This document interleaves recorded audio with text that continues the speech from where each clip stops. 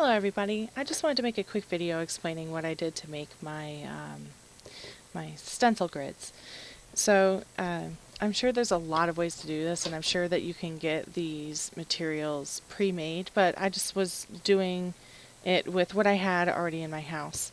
So this is just an option. Some of you might already have these materials, especially if you already own a Cricut and stickers, or making your own stickers and things like that. So basically, I'm just using very basic, cheap materials. I'm using the 3mm pouches from the Amazon Basics brand, and for the laminator. And I'm also just using Avery sticker paper. This is the clear full sheet label sticker paper. And what I've seen people do to make stencils is some people who already have laminate pouches just go ahead and laminate them with nothing in them, like this one right here. And then you can cut out whatever shapes that you want using your Cricut, silhouette, or even by hand, just whatever you're using to cut with. This works just fine, and especially if you're using a 5mm, which if you're going to buy materials, I would suggest the 5mm. It's a little bit thicker, more sturdy, but this is what I have. The only thing is that I like to make sure things are lined up straight, and so I was thinking to myself, because I've seen stencils that you can purchase that have grid lines in them, and I thought to myself, well, what if I put grid lines in the laminate pouch? But the problem with just printing out grid paper or using actual grid paper is that it's not translucent enough to really see where you're putting it. And then I realized, well, I have clear sticker paper, so I'll just put the clear sticker paper into the pouch. And lo and behold, it actually works pretty well. And so just how I do it is, yes, Ava, sorry for the toddler. I just use a little notebook here to hold that down. And the sticker paper works really well for this because the cuts are at an angle to remove the backing. So what I do is I remove the backing from one corner, and then the edges that still have all the backing on them, that's what I put into the pocket of the pouch here. And I just kind of line that up in there. I try to get as straight as I can, but it does have a pretty generous margin on it. And then I just put it down here.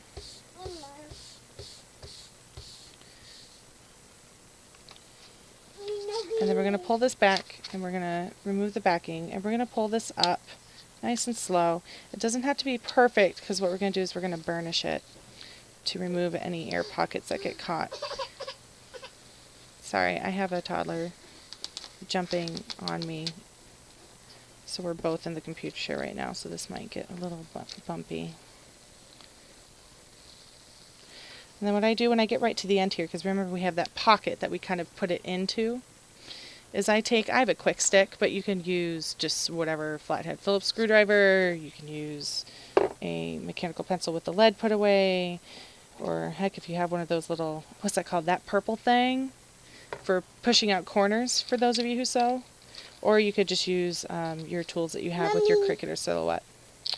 But I use that to get the sticker back into that little pouch there. Yeah, pouch. Okay. So now that that's in there, I'm just going to take a gift card because I'm sitting where I plan, so I use that for washi. But you could use your actual burnishing tool that comes with your Cricut or Silhouette, or just whatever, credit card, gift card. And I'm just going to push all the air bubbles out. And I don't know if you can hear it. I don't know if you can hear it over my toddler. Hey, shh. But you can kind of hear the air. You can hear those air bubbles coming out. Now make sure you don't dig into your sticker paper with whatever you're using to do this. I have a few where there is a... I accidentally tore the paper a little bit. I've got to stick really stubborn one right there. Okay. But anyway, just the trick is just to work from your center out. Hi. And just go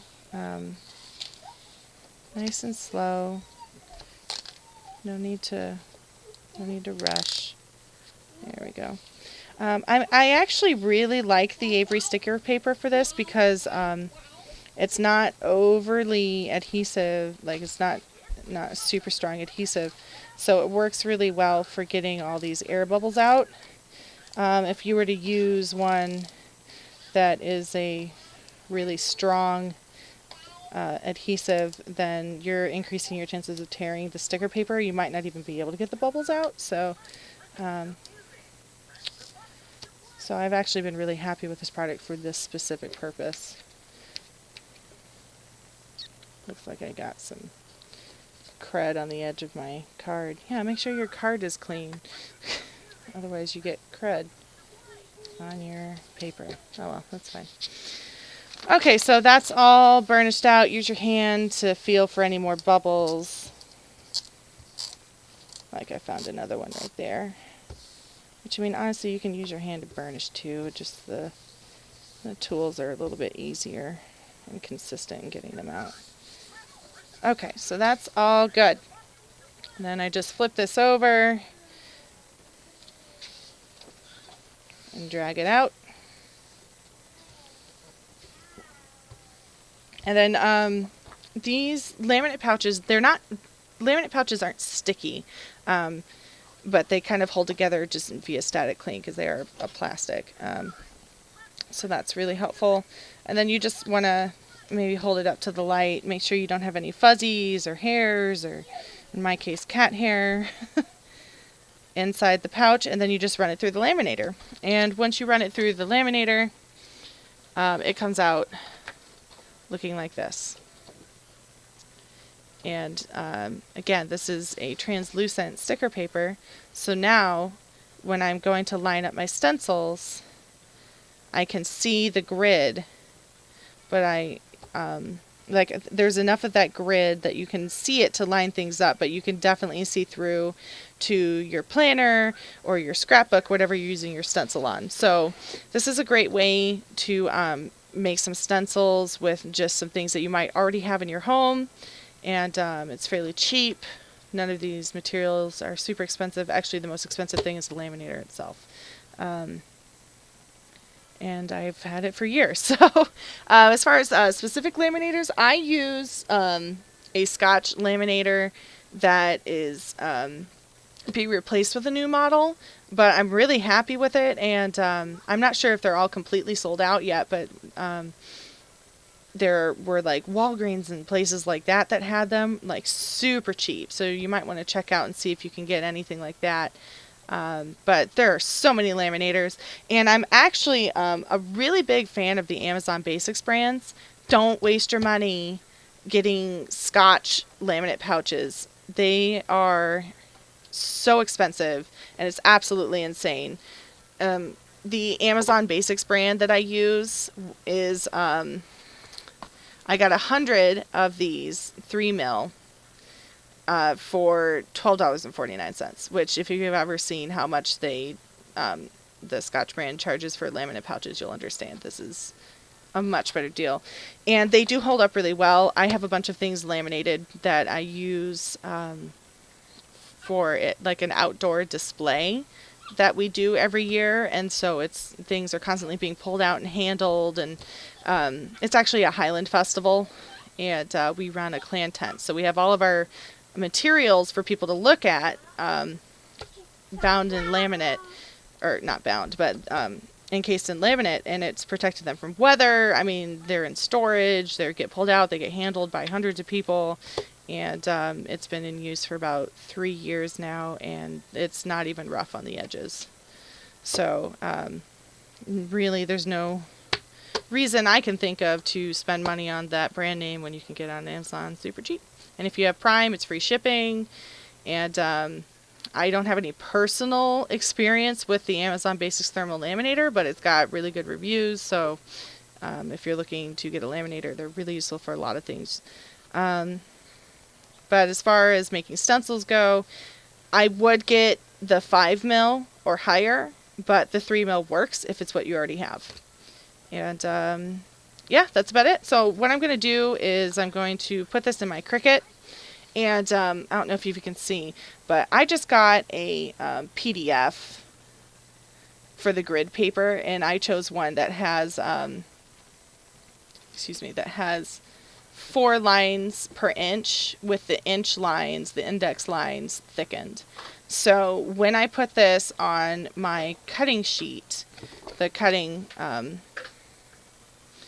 sorry, just having a total moment here. But when I put it on the cutting pad, the sticky pad, I will line up the grids with the grid already on the cutting mat, as opposed to lining up the edges. Because it's pretty straight here, but I can't guarantee that it's perfectly straight, so I will line up lines with lines to make sure that the shapes are cutting out actually on the correct line. Because if they're a little bit off, then it kind of puts the entire grid useless. So anyway, it's worked out pretty well, and I'll have a separate video for cutting this on the Cricut, because not actually most people in my circles use a silhouette, so that's fine. Yeah, I don't know, it works really well, and I've been really happy with them, and it's just using stuff I already have in my house. I hope this helps you out, and have a great day.